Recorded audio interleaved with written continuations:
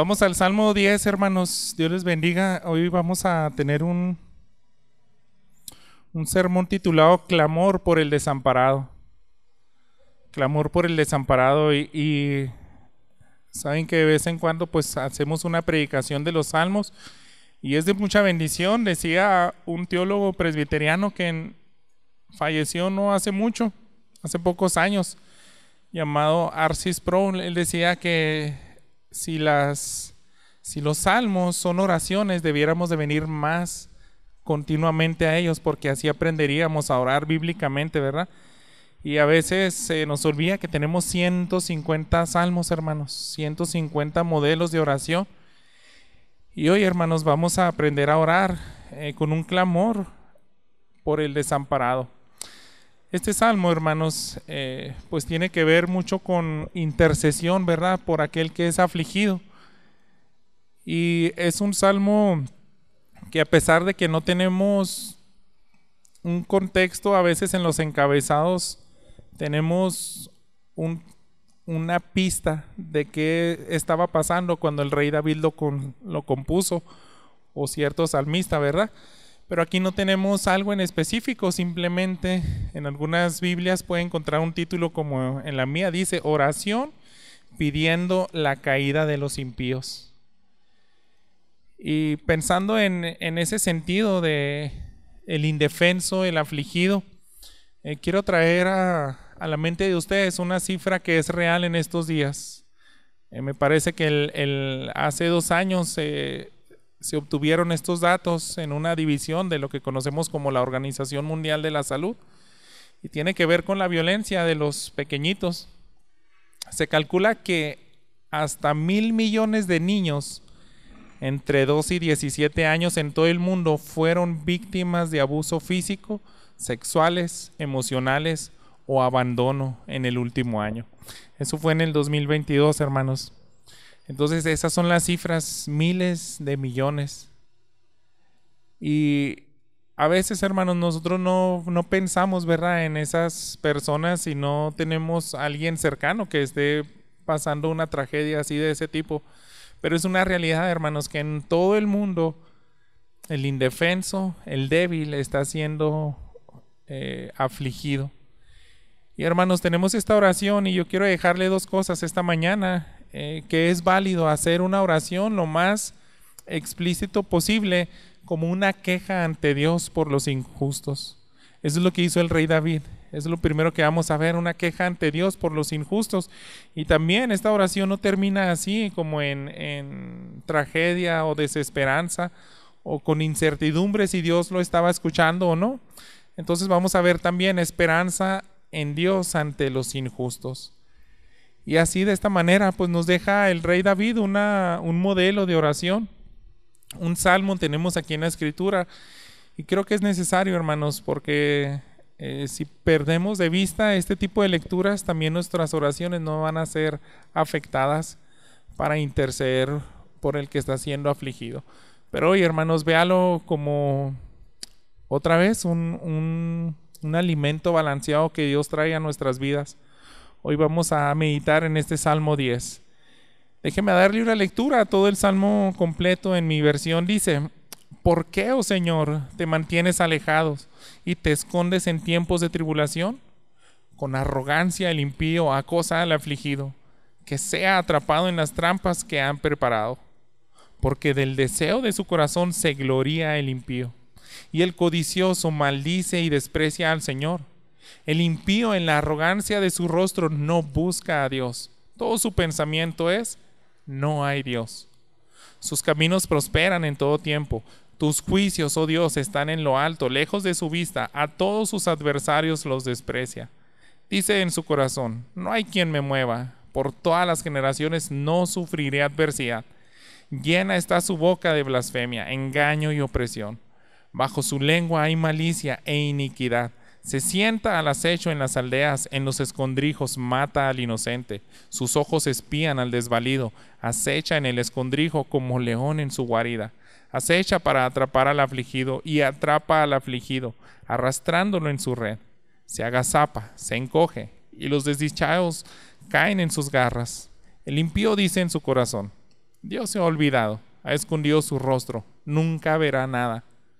Levántate, oh Señor, alza, oh Dios, tu mano, no te olvides de los pobres. ¿Por qué ha despreciado el impío a Dios?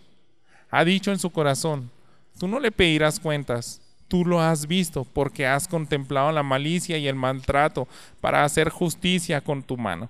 A ti se acoge el desvalido. Tú has sido amparo del huérfano. Quiébrale el brazo al impío y al malvado. Persigue su maldad hasta que desaparezca. El Señor es Rey eternamente y para siempre. Las naciones han perecido de su tierra. Oh Señor, tú has oído el deseo de los humildes. Tú fortalecerás su corazón e inclinarás tu oído para hacer justicia al huérfano y al afligido, para que no vuelva a causar terror el hombre que es de la tierra. Este salmo, hermanos, como usted lo puede ver, es un salmo de oración y sobre todo transmite mucha indignación.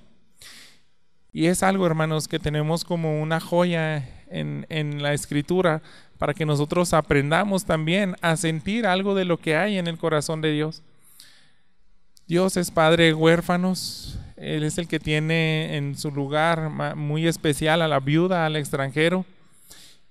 Y hermanos, si nosotros no somos sensibles y le pedimos a Dios que nos dé de lo que hay en su corazón, nosotros nos vamos a sentir dolor y compasión por las personas.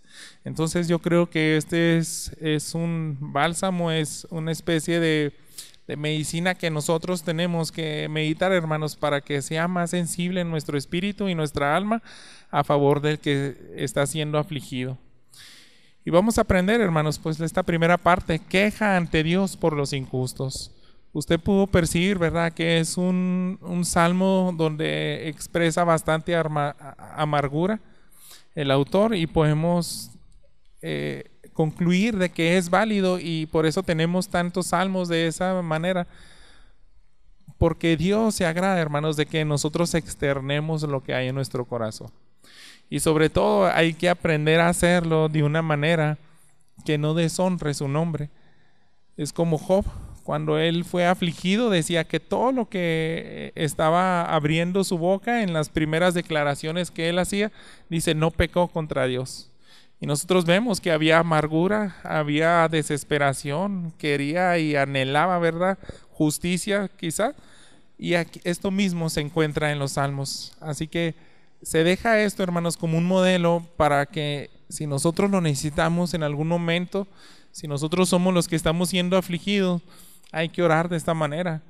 Pero no solamente eso, hermanos, a lo mejor nosotros no tenemos una aflicción en primera persona o de alguien muy cercano, pero también está ahí, hermanos, para que seamos empáticos por aquellos que sí lo necesitan.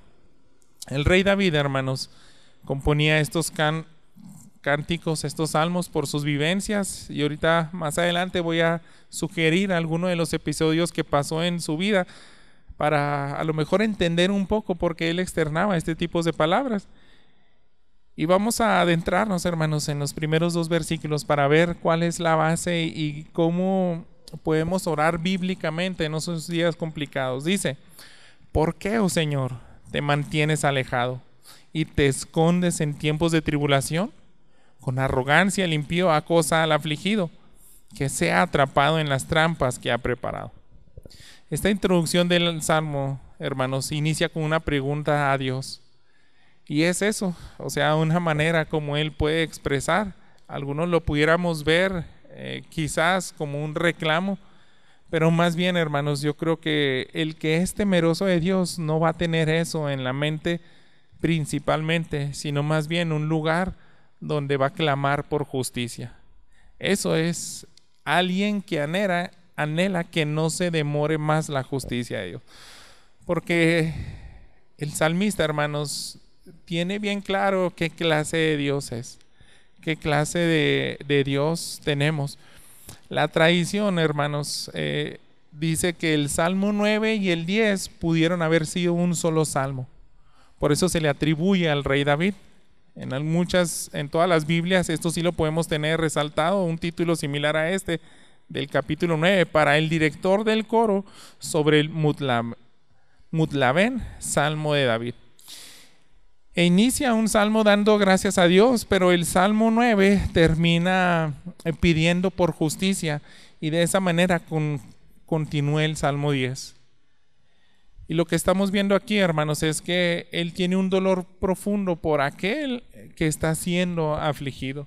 El rey David, hermanos, contempló muchas veces y sobre todo en calidad como líder de la nación de Israel, como su rey, cuando el pueblo de Dios padecía, usted puede ver cómo él le indignaba eso y por eso salía en fe a las batallas. Tenemos pues muchas descripciones de cómo iba a la guerra, porque las naciones de alrededor afligían los filisteos en los primeros años antes de ser rey. Siempre se nos narran que iban, tomaban la comida de los israelitas, se apoderaban de algunas riquezas de lo que habían plantado alguna de las tribus, algo muy similar o exactamente lo que pasaba en el libro de los jueces. Y eso era algo, hermanos, que seguramente a David, como podemos decir, le hervía la sangre. O sea, ¿por qué se cometen injusticias? Yo no quiero que siga pasando esto. Entonces el rey David era empático. Él sentía un dolor profundo por aquel que es afligido. Y quiero detenerme aquí, hermanos, y hacerles esta pregunta. ¿Cuándo fue la última vez que nosotros sentimos un dolor así? O si tú conoces a qué se refiere el rey David acerca de esto. A veces puede ser por unos instantes. A veces una escena de nuestra vida nos ha despertado esa hambre y sed de justicia. De que Dios vindique su nombre y diga, ellos creen que no existe. Creen que se van a salir con la suya. Y a raíz de eso nosotros podemos clamar y elevar una oración a Dios. Entonces, hermanos, vale la pena cuestionarnos y meditar un poco, hacer una pausa en cualquier día de la semana para pensar si es una realidad que hay maldad, hay sufrimiento, hay 1,000 millones de menores de edad que están padeciendo un tipo de abuso, porque yo tengo que estar siempre tranquilo. El miércoles que venía nuestra hermana Nancy, su mamá, Nancy también, estábamos pidiendo, ¿no?, acerca de peticiones personales y de lo que nos gustaría que intercediéramos. Y nuestra hermana dijo, quiero que oremos por los niños que están en la guerra allá en Ucrania. Y piense simplemente eso. Yo me quedé algo sorprendido porque dije, es una realidad y yo creo que solamente he orado para mi vergüenza, ¿no? Tal vez un par de veces, cuando supimos que se desató la guerra. Solamente esos días veíamos como que habían llamados para que el pueblo evangélico orara por la iglesia en Ucrania, también en Rusia. Pero esa guerra no se ha detenido, hermanos. No sé si ya va para 3 años, no recuerdo ahorita en este momento, pero tiene bastante tiempo. Entonces, ese tipo de oraciones, hermanos, a veces se nos olvida, ¿verdad?, pensar en el afligido. Y este salmo, hermanos, está para volver a sensibilizar el corazón de su iglesia. ¿Por qué, hermanos? Porque el rey David aquí pudo exponer, por así decirlo, una especie de rabia por la arrogancia del enemigo. Eso yo creo que era lo que más le motivaba. Yo sospecho, hermanos, más que la justicia, y obviamente era una de las factores principales por los que él elevaba esta oración, de que se haga justicia y que se libre al desvalido, al que está siendo afligido. Pero, hermanos, yo quiero creer que su motivación principal la encontramos aquí en el versículo 2. Dice, con arrogancia el impío acosa al afligido, que se ha atrapado en las trampas que ha preparado. Entonces esa arrogancia es porque él sabe que se puede salir con la suya. Él no tiene temor de Dios. Y eso es algo que siempre le ha molestado al rey David, ¿verdad? Que se burlen de Dios. Él desea que termine esa maldad y expone más razones de por qué está elevando esa oración. Lo encontramos en el versículo 3, dice, porque el deseo de su corazón se gloria el impío y el codicioso maldice y desprecia al Señor. El impío en la arrogancia de su rostro no busca a Dios. Todo su pensamiento es, no hay Dios. Entonces yo creo, hermanos, que en estos versículos 3 y 4 es donde encontramos más explícitamente lo que le duele al rey David. Dice, a mí me desagrada tanto que se desprecie a Dios, que sean arrogantes ante el soberano. Y él puede poner, ¿verdad?, esta última frase, lo que ellos tienen en mente con tanta seguridad y pueden estar completamente tranquilos porque están convencidos, están ciegos y ellos dicen, no hay Dios, no hay Dios. Pero aquel que es del remanente fiel, aquel que es temeroso de Dios, esto le va a incomodar, hermanos, y por eso es capaz de elevar estas razones y es una razón muy importante para que el Hijo de Dios elevemos oraciones similares, ¿verdad? Nos debe de incomodar, hermanos, que alguien niegue la existencia de Dios. No nos podemos quedar así nada más con los brazos cruzados, ¿verdad?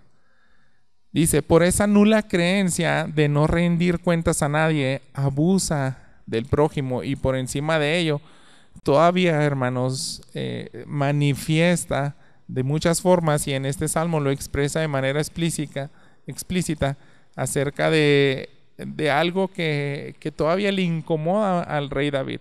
No es simplemente que desprecian, atropellan al inocente, al débil, sino encima de eso dice palabras muy similares al Salmo de Asaf, que dice, no puedo entender cómo es que aparte de ser malos y perversos, les puede ir bien a estas personas.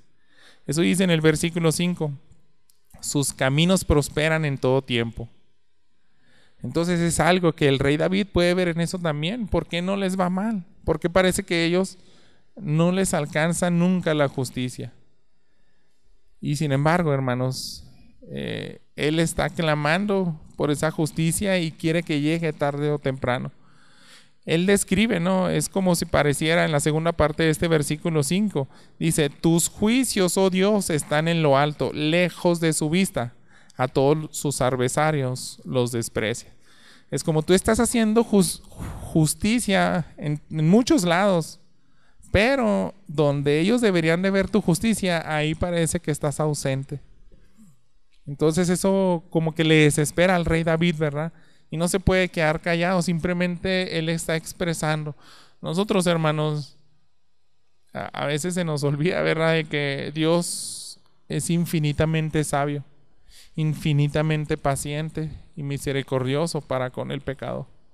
Y a veces quisiéramos la justicia que los aplastara ya en ese momento. A veces pensamos que no está haciendo absolutamente nada, pero Dios, hermanos, no es así de pasivo. Muchos teólogos, y yo me uno a esa creencia, que también una manera de mostrar el juicio de Dios y que va a arreglar cuentas con ellos y les va a ir mucho peor en la otra vida, es precisamente eso, que los deje tranquilos. ¿Por qué? Porque de esa manera no ha frenado su maldad. Ellos siguen acumulando pecados y eso va a hacer que venga una ira más indignada en ellos al final de los tiempos. Entonces, hasta eso a veces nosotros los podemos perder de vista, pero Dios no, hermanos. Si es alguien que no se va a arrepentir, es un juicio que Dios no los detenga en esta vida y les quite la vida en el corto tiempo. Si deja que acumulen más pecados, es porque también su ira los va a aplastar con más fuerza en el fin de los tiempos. Entonces son cosas que podemos pensar, ¿verdad?, pero que debemos de expresar. El rey David, aquí en la tierra, como un humano de nosotros, de carne y hueso, podía ver ese tipo de atropellos y no se podía quedar callado tan fácilmente. Para mí, que les vaya bien, que no les esté alcanzando la justicia de las autoridades, es algo que me cuesta mucho trabajo entender. Entonces eso de que le vaya también, cree él mismo que será para siempre, que nunca van a tener un castigo. Dice, así los escribe el rey David. Ellos pueden estar bien tranquilos pensando de que nunca el mal los va a alcanzar. El versículo 6 dice, en su corazón no hay quien me mueva, por todas las generaciones no sufriré adversidad. Entonces, yo creo que hasta literalmente el rey David pudo haber escuchado ese tipo de palabras.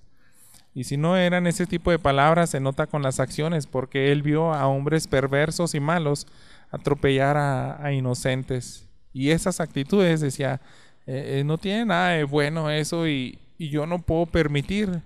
Al menos voy a componer un canto para que la nación de Israel no pierda de vista que se tiene que interceder por el débil.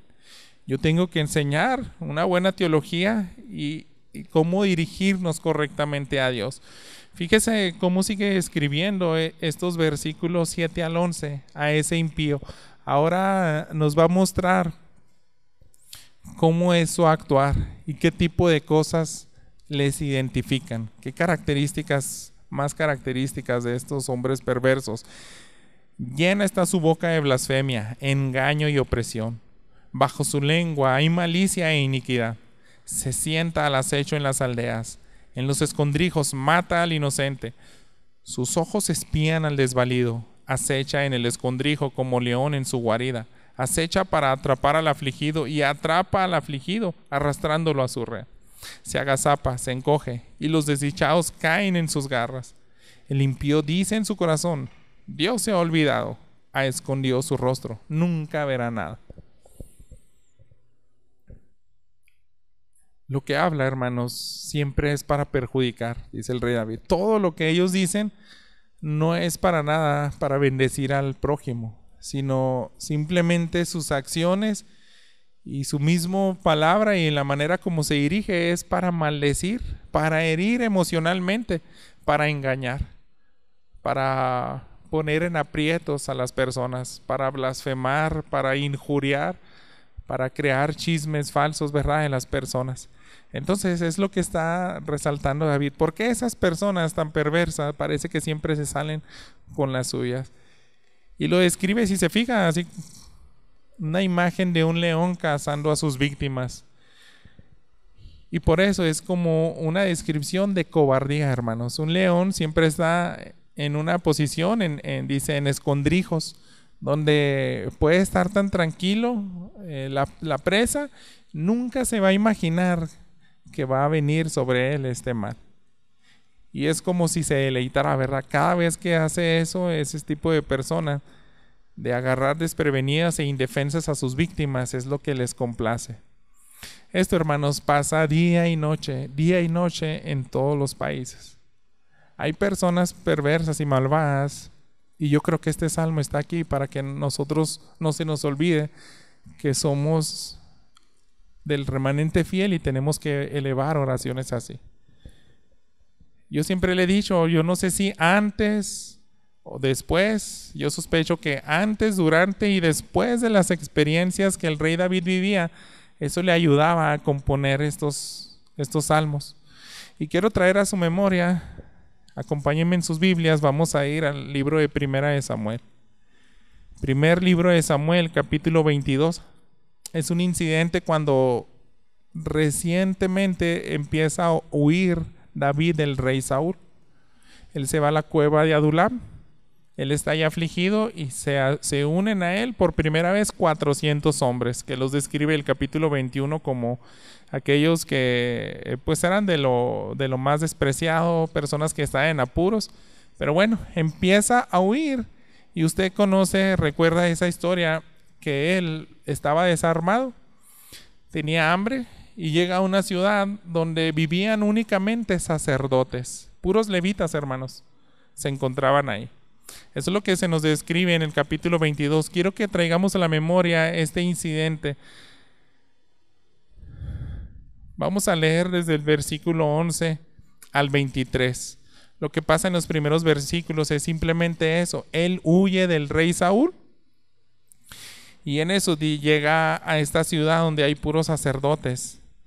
El rey David sale de esa ciudad después de que toma la espada de Goliat, toma algo de alimento, y este sacerdote que estaba ahí consulta a Dios por David. Él no sabía exactamente qué estaba pasando, simplemente se le hacía un día normal. David, el mejor caudillo del rey Saúl, el que derrota a Goliat, viene y me pide ayuda, pues yo le ayudo.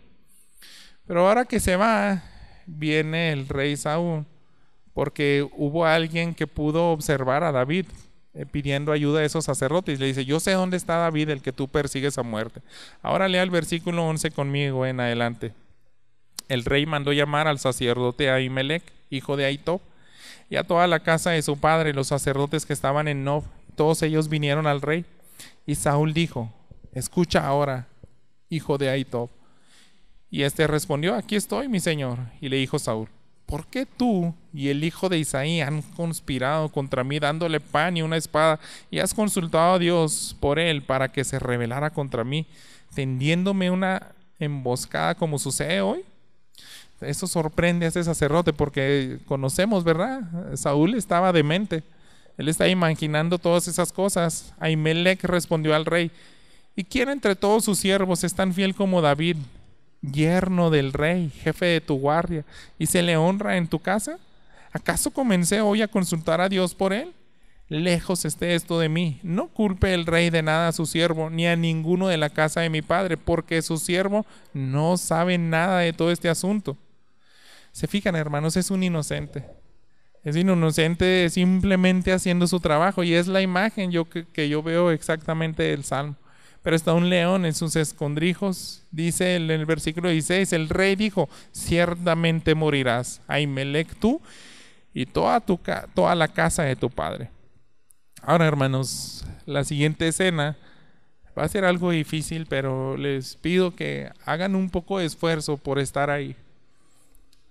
Que el Espíritu nos ayude un poco, ¿verdad? Porque esto es lo que está impregnado el Salmo, lo que va a pasar. Este tipo de escenas contemplaba el rey David, y eso hacía que él elevara este tipo de salmos. Fíjese, ponga atención, versículo 17. El rey dijo a los guardias que le asistían, vuélvanse y den muerte a los sacerdotes del Señor, porque la mano de ellos también está con David, y porque sabían que él estaba huyendo y no me lo revelaron. Pero los siervos del rey no quisieron levantar la mano para atacar a los sacerdotes del Señor. Entonces el rey dijo a Doeg, vuélvete y ataca a los sacerdotes. Y Doeg, el edomita, se volvió y atacó a los sacerdotes, y mató aquel día a 85 hombres que vestían de efod de lino. Edomita, hermanos, era descendiente no israelita, era de Edom, ¿verdad? El otro hijo de Isaac. Y ese era un hombre malvado, perverso. Entonces él no reparó, él no tuvo temor de Dios de matar a los sacerdotes. Y no solamente hizo eso, hermanos, fíjese el versículo 19. Y a Nob, que era la ciudad de los sacerdotes, la hirió a filo de espada, tanto a hombres como a mujeres, tanto a niños como a niños de pecho. También hirió a filo de espadas, bueyes, asnos y ovejas. Pero un hijo de Ahimelech, hijo de Ahitob, llamado Abiatar, escapó y huyó tras David. Abiatar avisó a David que Saúl había matado a los sacerdotes del Señor. Entonces David dijo a Abiatar, yo sabía aquel día cuando Doeg el edomita estaba ahí, que de seguro se lo haría saber a Saúl. He causado la muerte de todas las personas en la casa de tu padre. Quédate conmigo, no temas, porque el que busca mi vida, busca tu vida, pues conmigo estarás a salvo. Puede ver una escena tan sangrienta, tan sádica, como alguien destruye a tantas personas, le quita la vida, y es eso lo que acaba de escribir en este salmo, ese tipo de personas, ¿verdad? Dice, no existe Dios, Él ha olvidado su rostro, no me va a pasar nada. Así a sangre fría mata a las personas.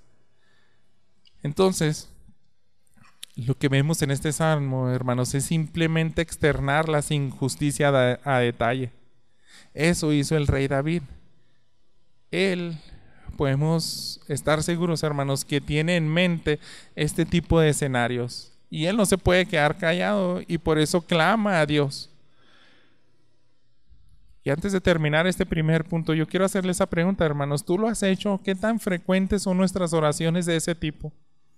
Que puedes ver algo de indignación, sea en un país lejano, sea con un vecino, sea donde sea que tú veas a alguien que atropella al inocente. ¿Has hecho este tipo de oraciones? Vale la pena, hermanos, hacerlas, porque también hay esperanza en Dios ante los injustos. Esa es la segunda parte que vamos a ver en este sermón. A partir de los versículos 12 en adelante cambia el sentido de la oración. Ahora no solamente es una queja, sino es esperanza en Dios ante los injustos. Y de esa manera también, hermanos, tenemos que aprender a orar. Fíjese bien cómo cambia. Levántate, oh Señor, alza, oh Dios, tu mano, no te olvides de los pobres. ¿Por qué ha despreciado el impío a Dios? Ha dicho en su corazón, ¿tú no le pedirás cuentas? Tú lo has visto porque has contemplado la malicia y el maltrato para hacer justicia con tu mano. A ti se acoge el desvalido. Tú has sido amparo del huérfano. Quiébrale el brazo al impío y al malvado. Persigue su maldad hasta que desaparezca. Ahora, hermanos, vemos un deseo profundo de que David le está diciendo, ya no lo permitas más. Haz un alto. Esto ya no puede permanecer así. Actúa en honor. Y sobre todo, hermanos, no olvide que era la motivación principal del rey David. El nombre de Dios. Actúa en honor a tu nombre. Debemos de poner atención aquí porque es lo que dice, levántate, oh Señor, alza, oh Dios, tu mano. No te olvides de los pobres. El 13, ¿por qué ha despreciado el impío a Dios? ¿Cómo puedes permitir eso? Y eso hace, hermanos, que nuestras oraciones sean escuchadas porque estamos orando bíblicamente. Lo que más nos debe interesar es que el impío no desprecie que sí existe Dios, que es el juez soberano y que Él va a traer justicia tarde o temprano. Entonces, debemos de ser partícipes de aquellas personas que quieren que se termine la maldad.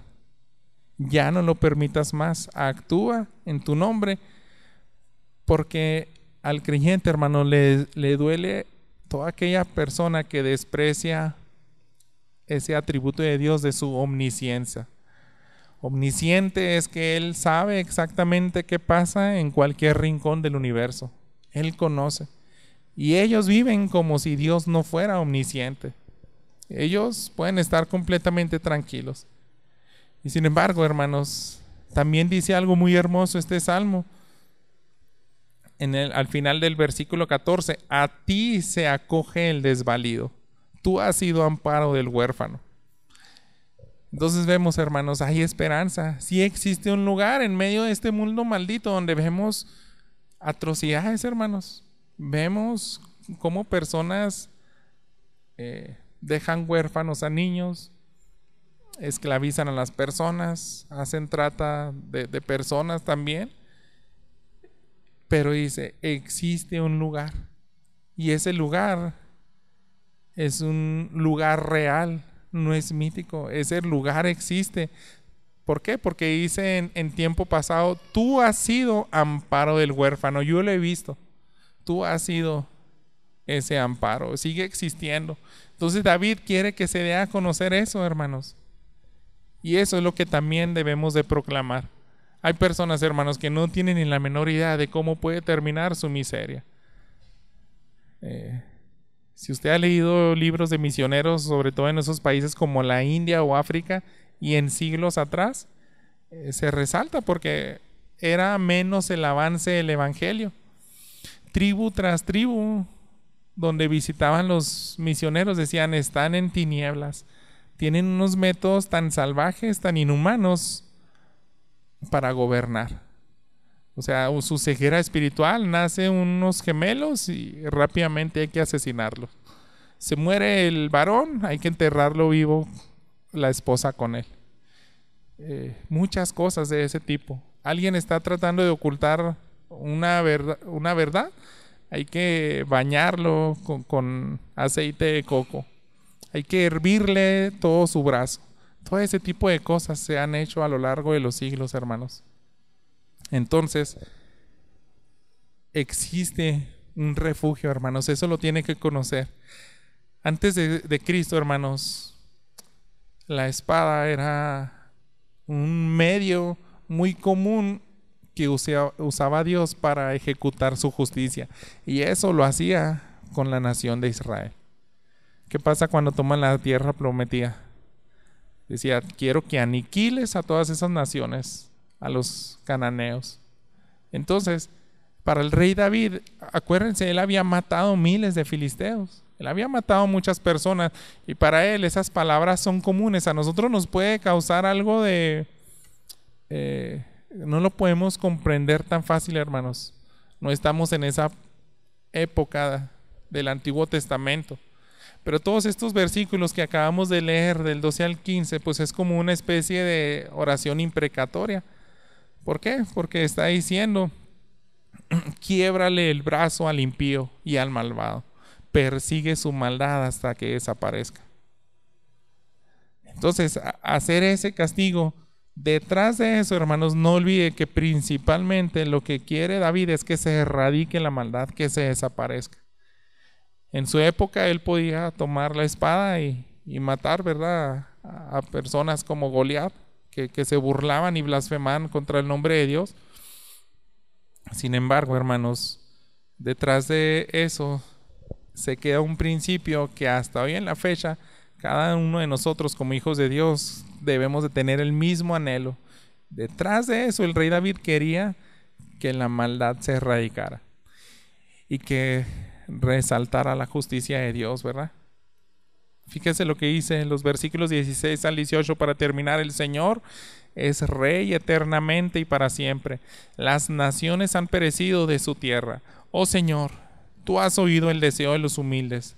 Tú fortalecerás su corazón e inclinarás tu oído para hacer justicia al huérfano y al afligido, para que no vuelva a causar terror el hombre que es de la tierra. Y aquí es como podemos ver, hermanos, cómo termina esa oración del rey David con esperanza. Y dice, tú no te puedes quedar con los brazos cruzados para siempre.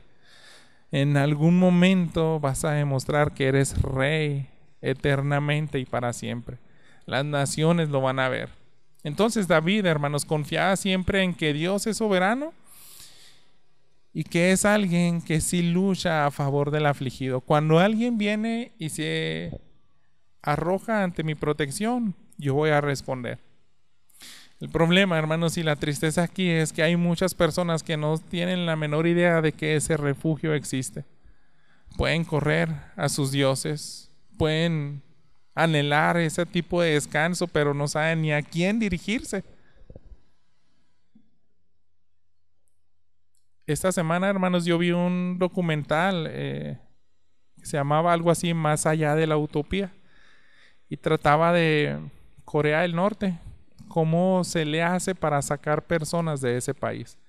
Entonces, hay familiares que han logrado salir con mucha dificultad y pagan mucho dinero para que otras personas se arriesguen y saquen a esas personas a Vietnam y luego al país de Laos, luego a Tailandia y de ahí se los llevan a Corea del Sur. Y es un documental, hermanos, que es increíble porque uno escucha los testimonios donde dice simplemente yo decía ayuda, pero no decían el nombre de Dios, decía ayuda. Cuando iba saliendo en esos lugares donde vigilan las fronteras de Corea del Norte y matan a las personas, nomás decía ayuda, pero no sabían ni a quién decían. Así, era algo que me sorprendía mucho a mis hermanos. Pero por eso el rey David habla, se tiene que hacer un canto para que todos sepan que hay un refugio. Es una oración. Y nosotros lo que ya tenemos el privilegio, hermanos, podemos acudir a ese refugio. Pero piense que hay millones de personas, hermanos, que todavía no conocen de ese refugio. El que llega a encontrar ese refugio verdaderamente va a tener esperanza. Si usted avanza al Salmo 52, se va a dar cuenta que es un salmo específicamente compuesto por ese incidente de Doeg el edomita. En su momento, si Dios nos permite algún día llegar en nuestra agenda a predicar este salmo, se va a dar cuenta, ¿verdad?, esos detalles. Aquí David sí tenía en mente a este hombre perverso. Y solamente quiero que vayamos al final de este salmo, los versículos 8 y 9. Fíjese cómo termina con esperanza. Pero yo soy como olivo verde en la casa de Dios. En la misericordia de Dios confío eternamente y para siempre. Te daré gracias para siempre por lo que has hecho. Y esperaré en tu nombre porque es bueno delante de tus santos. David, hermanos, no sabía cuándo se iba a hacer justicia. Piense y regrese a esa escena. Matan a 80 sacerdotes, a sus esposas, hijos y bebés, incluso a su ganado. Y David, ¿cómo estaría su corazón, hermanos? Entonces él no se puede quedar callado y dice, voy a elevar una oración a Dios, pero sé que hay esperanza. Yo esperaré en tu nombre porque es bueno delante de tus santos. ¿Qué pudiéramos hacer, hermanos, para que no vuelva a causar, para que ya no exista todo este terror?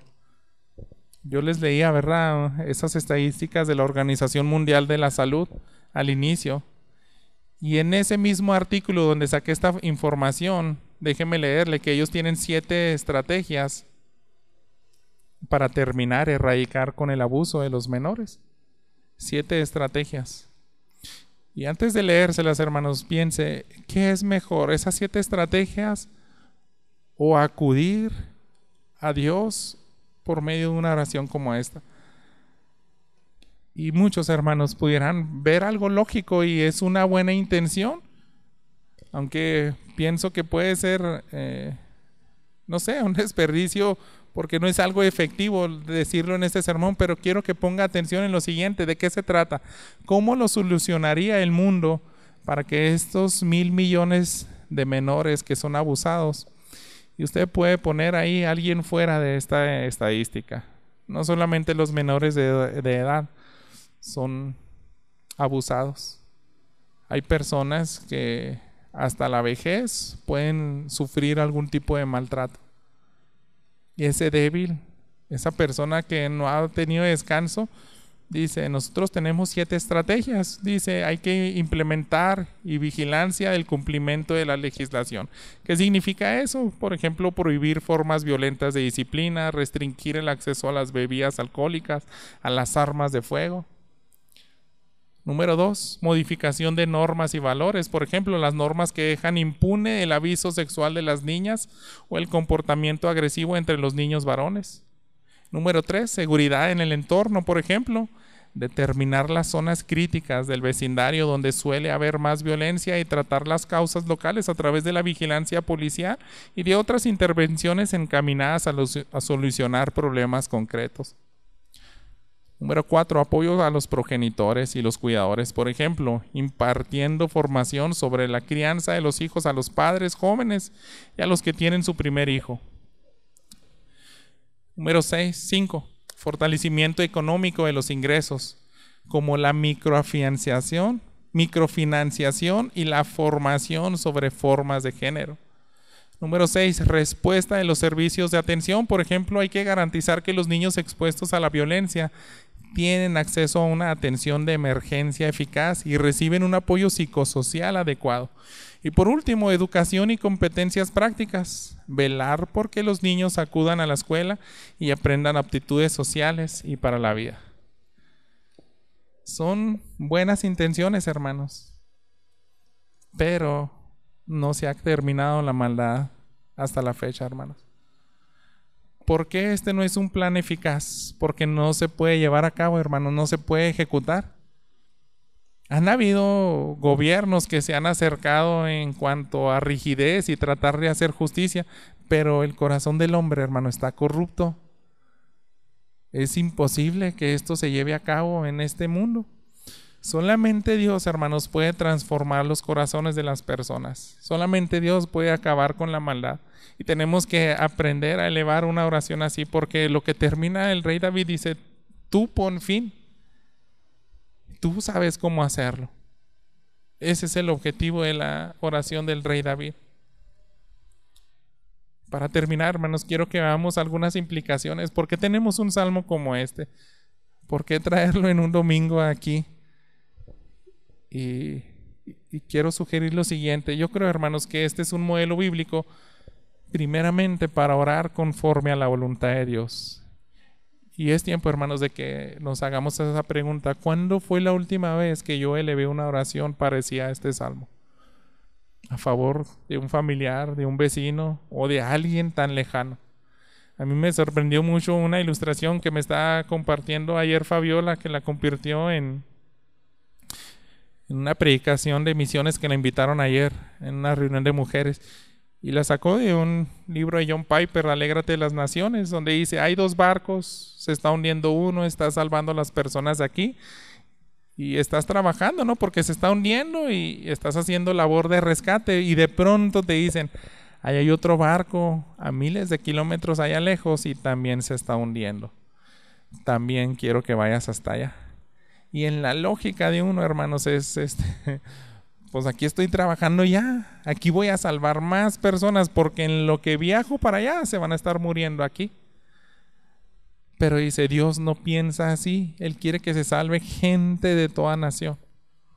Entonces, hermanos, a veces se nos olvida eso, orar por aquellos que están en países tan oprimidos como los coreanos. Corea del Norte a mí se me hacía tan increíble porque en ese documental había un pastor que ayudaba bastante a sacar a esas familias. Él perdió la vida de su hijo por ese tipo de ayuda. Dice, Dios, fue tan difícil para mí estar metido en esto y no supe bien los detalles de si fue por salud o porque lo expuso al peligro, pero dice, esto fue un factor para que mi hijo perdiera la vida. Pero a raíz de eso yo dije, tengo que seguir fiel a Dios y a Cristo. Y más o menos tiene 10 años que murió mi hijo y de ahí a la fecha he podido ayudar a unas 1000 familias, 1000 personas a salir de ahí. Y uno ve a esas personas, se les hace increíble salir de su país. Algunos dicen, yo supongo que eso va a ser una tele. Hay niños que dicen, ¿qué es esto? Son palomitas. Yo estaba con Jael viendo y dicen, no conocen las palomitas, no conocen muchas cosas, no saben qué es ropa nueva, muchas de esas cosas. Y el pastor les está diciendo, un cristiano ora así. Le hablamos a Jesús y al final pues decimos amén. Les está enseñando a orar por los alimentos. Entonces, hermanos, es un modelo bíblico para orar conforme a la voluntad de Dios, para que más personas hasta lo más lejos del planeta puedan encontrarse en este refugio que es Cristo Jesús. Quiero recordarles otra cosa, este salmo no tiene circunstancias explícitas de lo que tenía en la mente de David. Yo les leí el ejemplo de Doeg el edomita matando a los sacerdotes, pero yo creo que él tenía en mente más cosas, más situaciones. Entonces, hermanos, cualquier tipo de aflicción que estemos atravesando, si usted ve que alguien está afligido, es bueno que hagamos esta oración. Tomemos este salmo como de modelo. Este salmo, hermanos, yo creo que también busca que tengamos un celo por el nombre de Dios. ¿Recuerda qué decía el David? En específico, versículos 3 y 4. ¿Cómo le hervía la sangre porque en nombre de Dios era blasfemado o era despreciado? Déjeme leérselo nuevamente. Porque el deseo de su corazón se gloria el impío. El codicioso maldice y desprecia al Señor. El impío en la arrogancia de su rostro no busca a Dios. Todo su pensamiento es no hay Dios. Versículo 11. El impío dice en su corazón, Dios se ha olvidado, ha escondido su rostro, nunca verá nada. Este salmo también está para eso, hermanos, para que nosotros tengamos ese mismo sentir del rey David. Y es para que la próxima vez que alguien nos pregunte, ¿tú conoces algo de esto? Dijo, por gracia de Dios, debemos de responder sí. Yo he sentido ese dolor porque Dios lo ha puesto en mí y he logrado orar, quizá no muchas veces, pero que Dios nos libre, hermanos, de decir, no sé qué es eso, nunca me ha interesado. El débil, el desvalido en otros lugares. Está aquí, hermanos, para que seamos empáticos y clamemos a Dios a favor del débil, para que anhelemos la justicia de Dios. Eso mismo, hermanos, lo puede necesitar hoy mismo alguien en nuestra congregación.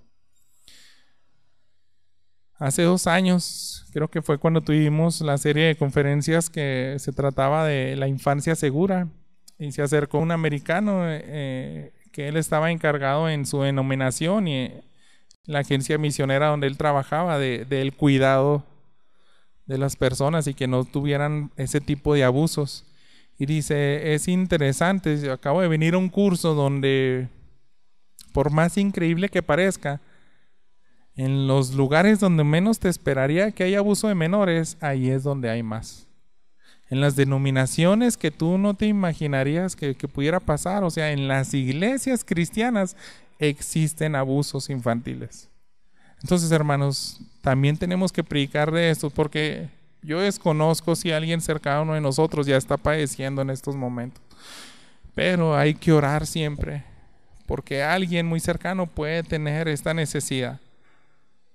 En cualquier escenario, nosotros hemos conocido historias tan tristes. Hace poco salió, bueno, no hace poco, una historia tan triste, hermanos, de una muchacha que fue abusada por años y tuvo un hijo y de todas formas no era libre. Se tuvo que escapar. Hicieron una película de esa historia. Entonces, ¿cómo es posible que existan ese tipo de situaciones, hermanos? Estamos aquí para elevar una oración a Dios y decir, ¿vamos a confiar en las 7 estrategias que dice la Organización Mundial de la Salud o vamos a hacer un clamor por el desamparado? Yo creo que Dios también nos llama así. Y sobre todo, hermanos, también no perdamos la esperanza de que se hará justicia. Uno de los lugares que nos recuerdan esa esperanza es cuando Él va a tomar cartas sobre el asunto y se nos describe en el libro de Apocalipsis. Si usted me quiere acompañar, ahí en el capítulo 19 se menciona, ¿verdad?, de que Él va a regir con vara de hierro. Nuestro Señor Jesús ya no va a pasar por alto su justicia. Él va a poner y ajustar cuentas ante todo el impío. Y ya cuando se describe principalmente, específicamente, cómo van a ser esos 1000 años, fíjese, esos 1000 años de paz, en el capítulo 20, versículo 1, vi entonces a un ángel que descendía del cielo con la llave del abismo y una gran cadena en su mano. El ángel aprendió al dragón, la serpiente antigua, que es el diablo, y a Satanás, y los ató por 1000 años.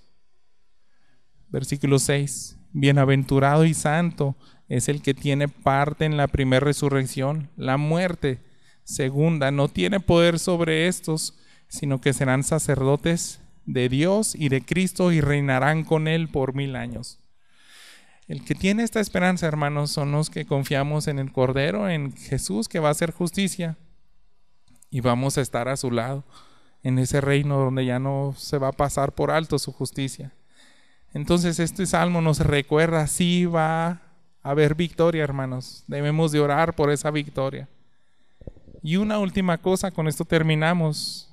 Si usted retrocede un libro anterior, en el Judas, que solamente tiene un capítulo, los versículos 20 al 23, a mí me recuerdan, hermanos, que de este lado de la historia, ya no en el Antiguo Testamento, donde David utilizaba espadas y aniquilaba a sus enemigos, ahora nosotros, hermanos, tenemos que alcanzar a aquellos paganos, evangelizarlos, compartirles de la esperanza que hay en Cristo Jesús. En Él hay perdón hasta el peor de los pecadores. Dice el versículo 20, pero ustedes, amados, edificándose en su santísima fe, orando en el Espíritu Santo, consérvense en el amor de Dios, esperando ansiosamente la misericordia de nuestro Señor Jesucristo para vida eterna. Tengan misericordia de algunos que dudan, a otros sálvenlos, arrebatándolos del fuego, y de otros tengan misericordia con temor, aborreciendo aún la ropa contaminada por la carne. Este Salmo 10, hermanos, nos recuerda ese clamor por el desamparado. Y Dios, hermanos, es el único que puede arreglar esto. Y nosotros debemos de unirnos a la voluntad de Dios, cambiar el contenido de nuestras oraciones y hacerlas más parecido a lo que hay en su corazón. Dios bendiga su palabra, hermanos. Vamos a orar y a pedirle a Dios que nos ayude a interceder más así. Padre bendito, esta mañana oramos, Señor, a favor del desamparado. Clamamos a ti, Señor, porque en nuestro estado, en nuestra ciudad, hay mucha injusticia, Padre. En el mundo hoy mismo hay guerras y a veces hemos pasado tantos días sin recordarnos de aquel necesitado. Pero ahora, Señor, queremos que cambien nuestros corazones. Quiero que nos ayudes a elevar nuestras miradas y a ser menos egoístas. Ayúdanos a hacer una congregación que realmente le duela que tu nombre es despreciado, Señor. No solamente que el afligido no recibe justicia y descanso, sino que hay personas perversas, Señor, que se burlan de ti y pueden actuar estando tan tranquilos que jamás se imaginarán que tú existes, Señor.